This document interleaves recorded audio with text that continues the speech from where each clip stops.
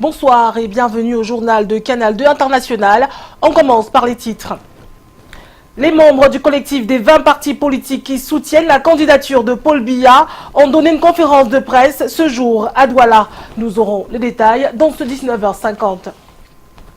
L'hôpital central de Yaoundé, objet de nombreuses critiques sur les réseaux sociaux depuis plus de 24 heures. Elle est accusée d'avoir séquestré une dizaine de femmes et leurs nouveau-nés pour factures impayées. Nous aurons ce soir des réactions du directeur de la formation sanitaire. Nous sommes le premier vendredi du mois d'août, journée mondiale de la bière, une boisson dont la consommation a déjà atteint les 660 millions de litres l'an au Cameroun, malgré la multiplication des discours autour des dangers de l'abus d'alcool. Mesdames, Messieurs, voilà la une de ce soir.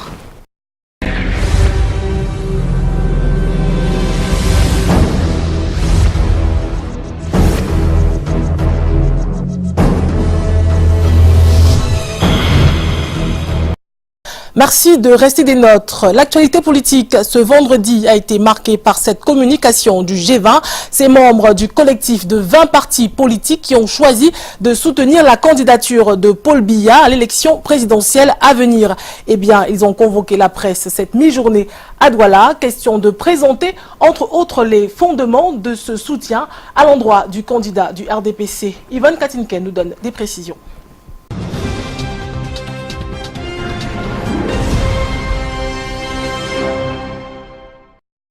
Depuis qu'ils ont annoncé leur soutien au candidat Biya, les leaders de 20 partis politiques d'opposition camerounaise sont la cible d'une certaine opinion qui les accuse de s'être alliés au régime en place. On est dans un espace politique colonisé par certaines forces socio-économiques qui répandent l'obscurantisme et les ténèbres et qui ont peur de la lumière. Alors qu'est-ce qu'ils font? Ils remplacent les arguments et la pensée en politique par le règne du mensonge, de la terreur, de la fureur tribale. Ils sont donc jetés à la vindicte populaire, traités de tous les noms d'oiseaux. Ils sont vilipendés dans tous les réseaux sociaux. Les membres du G20 ont tenu à expliquer ce vendredi les raisons du choix qu'ils ont fait à Yaoundé. Quand vous tournez en forêt, quand vous rencontrez le même arbre 2 fois, c'est que vous êtes trompé.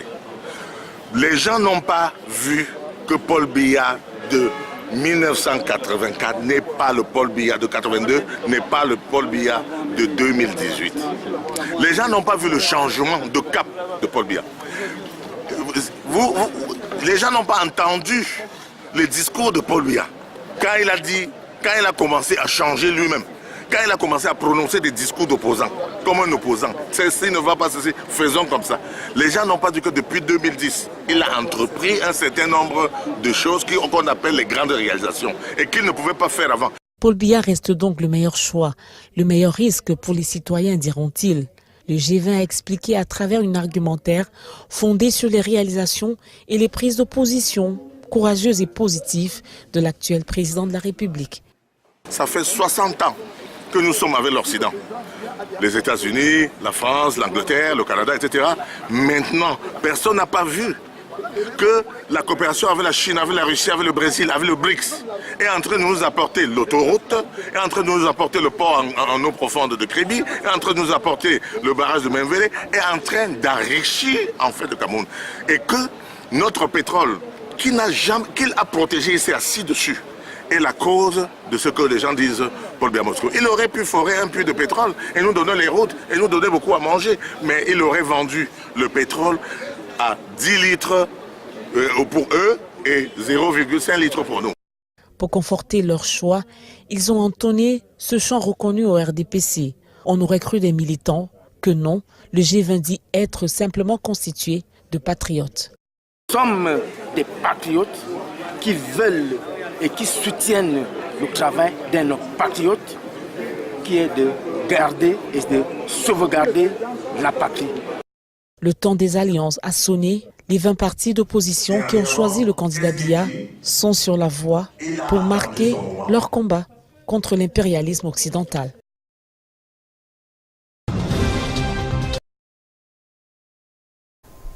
Son abus est vivement critiqué, pourtant son taux de consommation est en croissance. La bière, dont se célèbre la journée internationale ce vendredi, a de nombreux consommateurs dans le monde et au Cameroun particulièrement. Des consommateurs qui ignorent pour la plupart les normes de consommation qui se limitent à 50 centilitres par jour. Ceci pour la bonne santé du foie. Aimé Catherine Moukouri, Armand Pagna. Qu'elle soit brune ou blonde, elle reste une grande séductrice. Peu importe sa marque, elle est depuis bien des années la boisson alcoolisée la plus bue au monde. La bière, avec de nombreux consommateurs en Afrique et au Cameroun en particulier. Le pays classé 12e au rang des consommateurs d'alcool en Afrique selon l'Organisation mondiale de la santé, voit s'écouler environ 660 millions de litres de bière par an, soit 36 litres de bière par habitant et par année.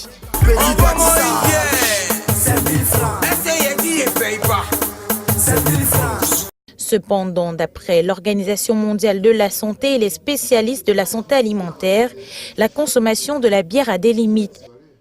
Consommer la bière, oui, si ça vous fait plaisir, mais surtout faire attention à la quantité consommée.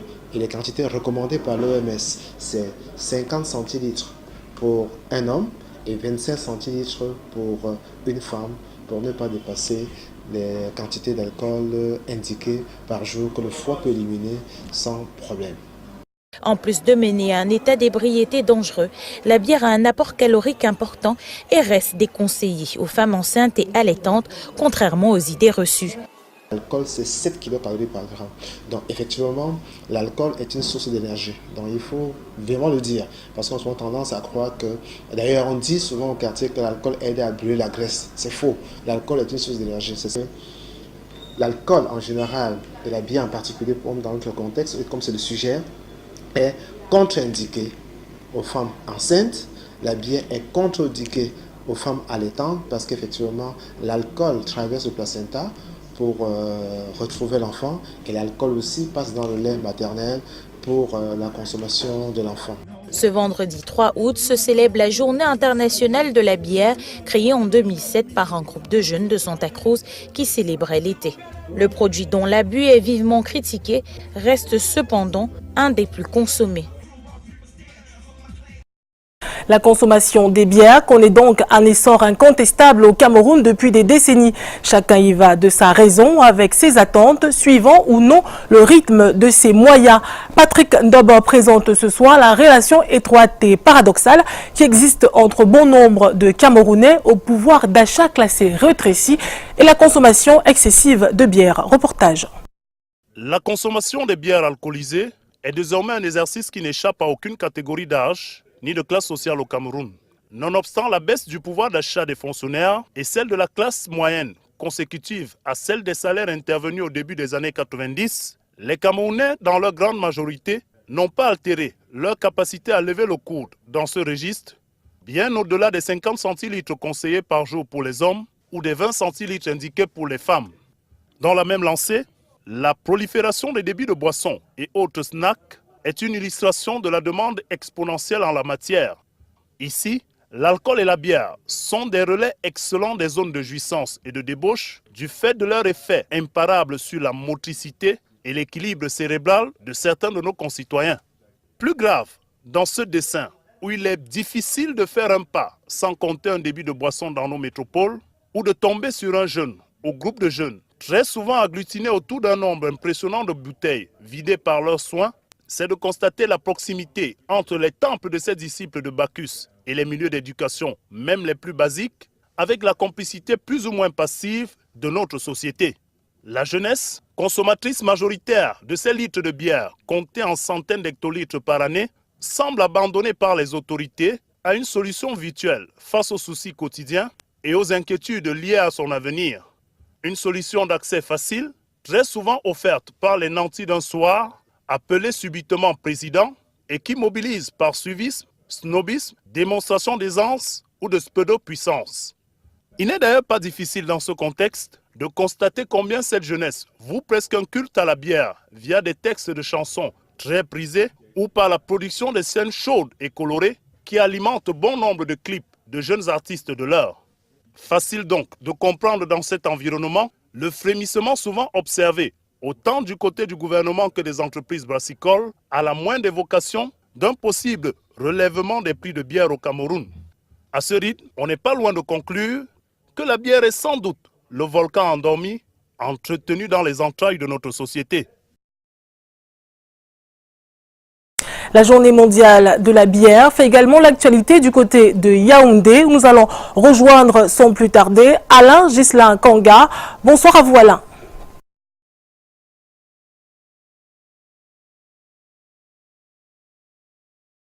Questionnons à présent la consommation de la bière par les mineurs. Parents tenanciers de débit de boissons sont nombreux qui ignorent les dispositions légales. Conséquence, les enfants fréquentent bars et snacks pour se faire plaisir ou répondre à une sollicitation parentale. Brond Kamga, Luc Vendant, reportage. De nombreux Camerounais ne jouent que par la bière, disciples de Bacchus confirmés. Les mineurs sont de plus en plus convoités par l'alcool, en violation des dispositions légales.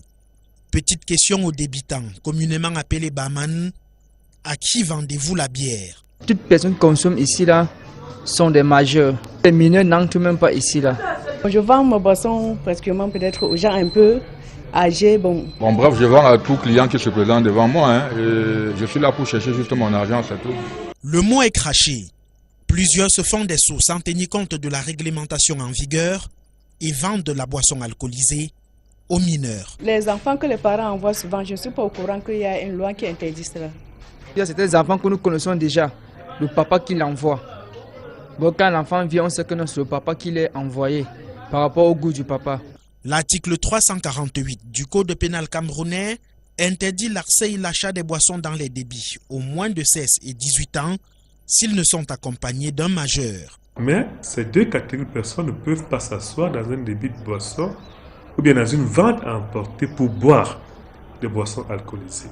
Il reste la troisième catégorie qui est fixée par l'IAC, la disposition de l'article 318, dont je vais de vous donner lecture, et qui précise que le mineur de 21 ans peut acheter, mais il lui est interdit, n'est-ce pas, de tomber dans l'ivresse. Boire mais sans saouler, les gérants pour certains ne sont pas informés des dispositions suscitées aux alinéas 1 et 2 de l'article 348. Je n'étais pas vraiment au courant que c'était interdit si un papa envoie un enfant venir acheter la bière. Bon, quand vous me l'informez, je crois que normalement, il va faire un effort d'éviter ça. Il n'y a pas que les débits de boissons qui servent de cadre pour la consommation de l'alcool. Et ici, l'homme de la loi s'interroge. Quand nous allons à une fête et que les boissons alcoolisées sont distribuées, que les mineurs puissent y avoir accès, on pourrait se poser la question de savoir sous le coup de quelles dispositions légales ces mineurs tombent, ou bien ceux qui leur ont procuré ces boissons alcoolisées, quelle est l'infraction que cela vient à commettre.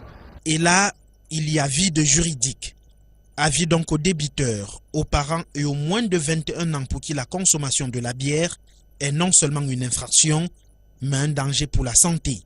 L'autre infraction qui bénéficie de la tolérance administrative au Cameroun, la construction des débits de boissons en zone interdite. Des images d'une dizaine de femmes avec des nouveau-nés parqués dans une salle d'hôpital assez étroite circulent depuis hier soir sur les réseaux sociaux. Le commentaire de ces photos font état de ce que ces dames y seraient séquestrées pour n'avoir pas réglé les factures de leur prise en charge. Eh bien, nos reporters se sont rendus à l'hôpital central de Yaoundé pour voir clair sur cette affaire. Suivons les pas de Karel Musatachouya et André Marindia. Cette photo est très répandue sur les réseaux sociaux. Décryptage vite fait des mamans et leurs bébés en souffrance. Le doigt accusateur est pointé sur l'hôpital central de Yaoundé, où on dit avoir pris la photo. À tort ou à raison, réponse du directeur. Ça ne nous ressemble pas. Vous-même, vous imaginez que 10 femmes là, comment elles peuvent dormir dans ces petits espaces-là? Comment? Question bien curieuse. Direction pavillon maternité. L'un des services les plus sollicités de cette formation. 4000 naissances par an. Une lutte acharnée contre la mortalité maternelle et infantile depuis quelques années qui tient bien le coup. Sur place, la prise en charge est plutôt saluée. Et on vous donne une ordonnance, oui, on appelle le kit, les médicaments qui vont servir à vous opérer.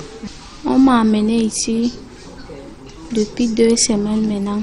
Il faut sortir, il n'y a pas l'argent. On m'a dit que j'attends mardi. Ce dernier cas est un cas d'indigence. Des centaines chaque année sont ici gérées avec tact. Raison d'être de tout un service social mis à disposition. Quand on a fait toutes nos investigations et qu'on constate vraiment que c'est une femme qui ne peut pas payer, nous montons le dossier que nous soumettons à la commission d'indigence. Nous adressons le rapport à monsieur le directeur de l'hôpital central avec des propositions et il accorde soit des gratuités, des réductions ou même voire les moratoires. L'hôpital malheureusement doit en pâtir avec un manque à gagner qui fait des millions. En 2017, le manque à gagner de l'hôpital central par rapport au kit seulement des médicaments de césarienne était de 12 753 100 francs.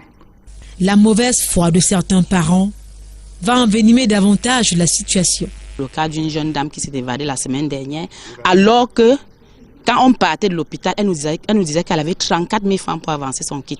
Nous avons passé au moins 2 heures de temps à convaincre cette femme pour qu'elle aille avancer son kit. Elle n'a pas voulu. La santé a un coût et le patient devrait le savoir. Et le manque de moyens pousse parfois certains Camerounais à éviter les formations sanitaires pour se soigner. Ils préfèrent généralement prendre d'autres options. Voyons cela avec Laetitia de Bilan et André Marindia. Je n'ai pas d'argent pour me soigner, donc je vais succomber à ma maladie. C'est une phrase très récurrente chez de nombreux Camerounais en situation d'urgence. Ces derniers renoncent très souvent aux prises en charge dans les hôpitaux, faute de moyens. Cette difficulté vers l'accès aux soins est très souvent à l'origine de l'automédication. Les gens ont des problèmes d'argent qui préfèrent l'automédication que des hôpitaux. Si vous n'avez pas d'argent, vous n'allez même pas vous aventurer à venir. Vous allez rester carrément à prendre les herbes, je ne sais pas quoi moi. Parce que lorsque vous avez une prestation de prise en charge, on vous délivre un reçu. Pour qu'on effectue la prestation, il faut d'abord que vous soyez passé à la caisse. Et que si vous n'êtes pas passé à la caisse, la prestation n'est pas effectuée. Ça veut dire que s'il faut mourir, vous allez mourir. La discrimination sociale est aussi considérée par certains comme la cause de l'absence des malades dans des hôpitaux publics de référence. Généralement, c'est le nom qui compte. C'est l'enfant d'eux, c'est le cousin d'eux. Quand tu arrives, tu es pauvre, on te prend un peu au rabais, on ne te prend pas rapidement en charge. Alors que, comme on dit public, ça veut dire que tout le monde doit être au même pied d'égalité. Parce que quand on dit le billet de session à 600, ça apporte de tout le monde. Mais malheureusement, les pauvres sont lésés dans les hôpitaux publics. Si certains Camerounais prennent le risque de se soigner soi-même par déficit financier, d'autres par contre, malgré leur situation budgétaire misérable, choisissent de confier leur état de santé aux personnes habilitées à exercer la médecine, même si ces derniers restent retenus à l'hôpital pour non-paiement des factures. Moi, particulièrement, je ne m'y connais rien en médecine, mais quand on a un cas, il y a des gens spécialisés pour ça, raison pour laquelle on se rend à l'hôpital. Si je n'ai pas de moyens et qu'on peut vraiment m'accorder ce privilège, alors je vais demander aux responsables de soigner d'abord. Si chacun considère donc sa santé comme un bien précieux, alors elle n'a pas de prix. Et au sport, le ministre des Sports et de l'Éducation physique et par ailleurs président du comité d'organisation de la Coupe d'Afrique des Nations annonce un point de presse demain, samedi à Yaoundé. Il sera question de rassurer l'opinion sur l'organisation de cette compétition. Et la suite de ce journal avec vous, Vanessa Mela. Bonsoir. Merci à Gislain Kanga. Bon week-end à vous. On poursuit effectivement au sport. Veille de match pour les Lions cadets au tournoi de qualification à la prochaine CAN des moins de 17 ans. Le Cameroun affronte la République centrafricaine demain à 16h. Et la traditionnelle séance de reconnaissance de l'aire de jeu du stade Malabo a eu lieu cet après-midi sous le regard de notre envoyé spécial André Mirabeau-Marbre. À quelques heures de leur entrée en lice dans ce tournoi de qualification à la prochaine Coupe d'Afrique des Nations U17, les bébés lions sont sereins, l'infirmerie quasi vide et le moral au beau fixe. Tous les feux semblent être au vert. Non, pour le groupe, le groupe est tranquille. Ouais, il y a la motivation, il y a l'ambiance. Suivez derrière moi comment d'autres chantent. La motivation, elle est là. À partir de là, on s'est fixé. Le seul objectif à l'heure actuelle, c'est de gagner le match de demain pour pouvoir continuer. La dernière compétition en Afrique centrale, nous l'avons gagné. Et c'est celui-ci, c'est pratiquement les mêmes adversaires. Donc nous savons que nous pouvons, que nous allons gagner. Donc on ne doute pas ce sujet-là. Lors de la reconnaissance de l'aire de jeu de Malabo ce vendredi, le coach Thomas Libi et son staff ont insisté sur l'explosivité et le jeu sur surface réduite. Le coach nous demande de nous amuser, de représenter le pays valablement. Donc le coach nous a dit ce qu'on doit faire et maintenant c'est à nous de faire notre part de travail.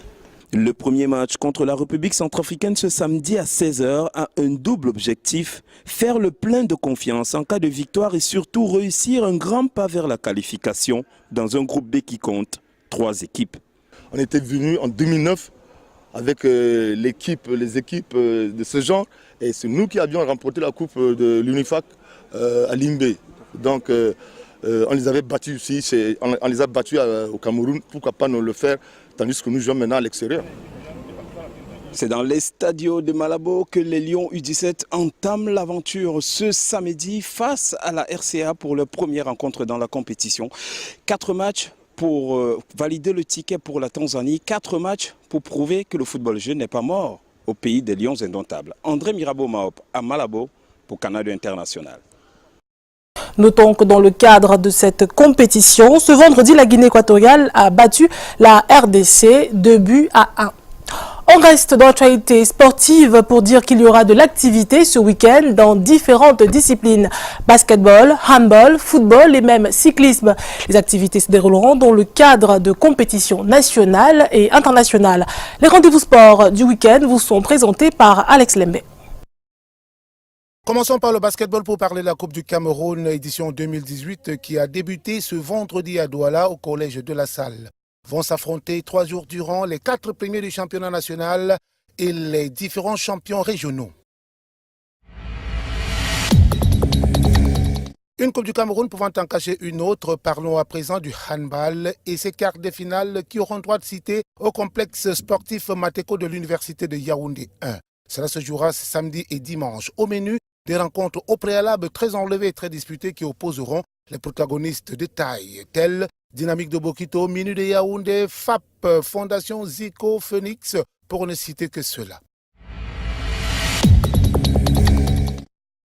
Début ce jour à Bata, en Guinée équatoriale, de la Coupe de l'UNIFAC.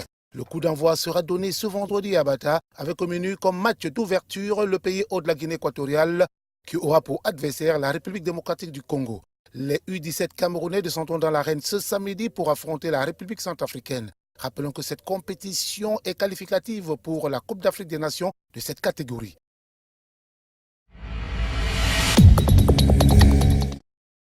Toujours dans le football, suite ce week-end, les 32e de finale de la Coupe du Cameroun avec au menu plusieurs rencontres qui se joueront sur toute l'étendue du triangle national.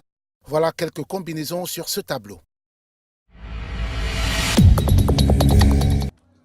Coupe de l'Entente 2018, le kick-off sera donné ce vendredi dès 16h au stade Essam François des Minevom.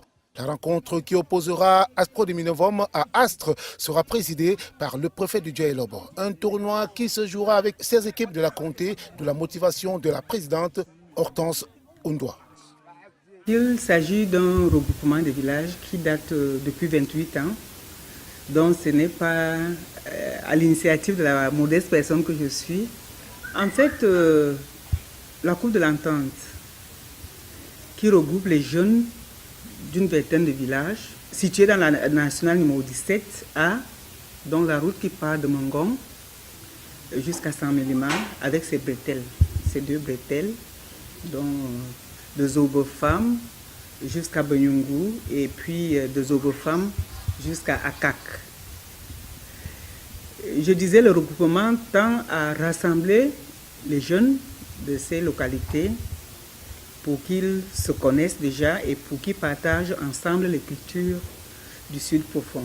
Volleyball, avant la Coupe du Monde féminine qui se jouera au Japon, les polices de Jean-René Akono continuent leur préparation du côté de la France en attendant d'affronter la Suisse ce week-end après leur défaite 1-7-3 face à la France.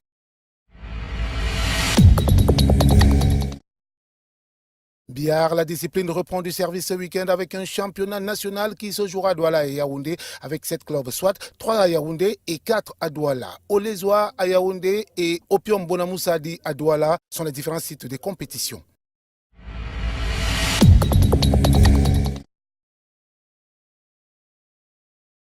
En cyclisme, suite de la transrégionale camerounaise 2018, la 5e étape s'est courue ce vendredi entre Yaoundé et Ayos. Étape longue de 120 km. La 6e étape, quant à elle, partira de Garoua Boulaye pour la République centrafricaine en aller-retour. Le premier au classement général pour l'instant n'est nul autre que le détenteur du maillot bleu, Franklin Gimkeng.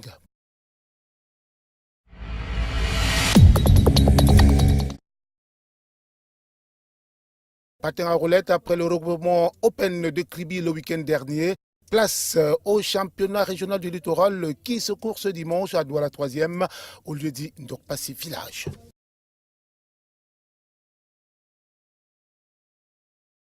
Une bonne nouvelle avant de refermer ce journal, un Camerounais champion d'Afrique de bras de fer. Il s'agit de Julien Boumson qui a obtenu le titre dans la catégorie bras gauche, plus de 110 kg lors de la compétition qui s'est déroulée dans la ville d'Accra au Ghana. Alex Lembe a rencontré le champion qui est déjà de retour au Cameroun. À quelques heures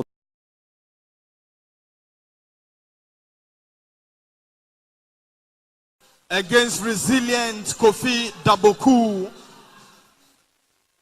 Julien Boumson, Kofi Daboku coming in strongly.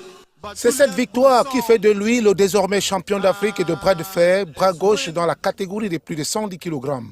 Titre arraché de haute lutte à Accra au Ghana la semaine dernière lors du championnat d'Afrique de la discipline. Julien Boumson, puisqu'il s'agit de lui, aura passé en revue les meilleurs Africains de sa catégorie avant son sacre où il bat en finale son challenger malien Cheikh Diallo, son tombeur de l'année dernière, d'où cet esprit revanchard lors de cette finale.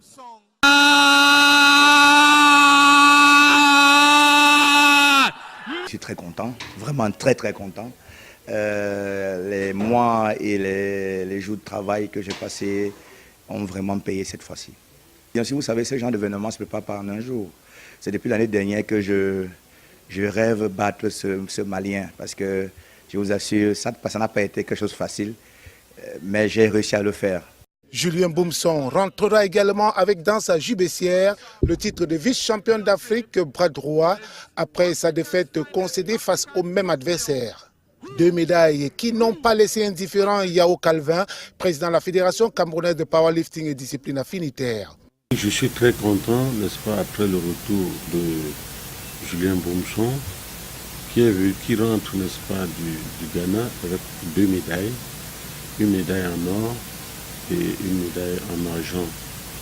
Et le Cameroun aurait pu faire mieux s'il partait avec beaucoup d'athlètes, mais malheureusement, les autres athlètes n'avaient pas de passeport à temps et il est parti seul, il nous revient avec 2 médailles. C'est tout le Cameroun qui est à l'honneur, le félicite et l'encourage d'aller toujours à l'avant. Au vu donc de tout ce qui précède, libre est de constater que le bras de fer camerounais se fait déjà sentir en Afrique, tant il est vrai qu'à chaque compétition, Julien Boumson n'est jamais rentré bredouille. Oh, Boumson! Fin du journal réalisé avec le concours de toute la rédaction de Canal 2 International. Merci à vous de nous avoir suivis. Bonne soirée et excellent week-end.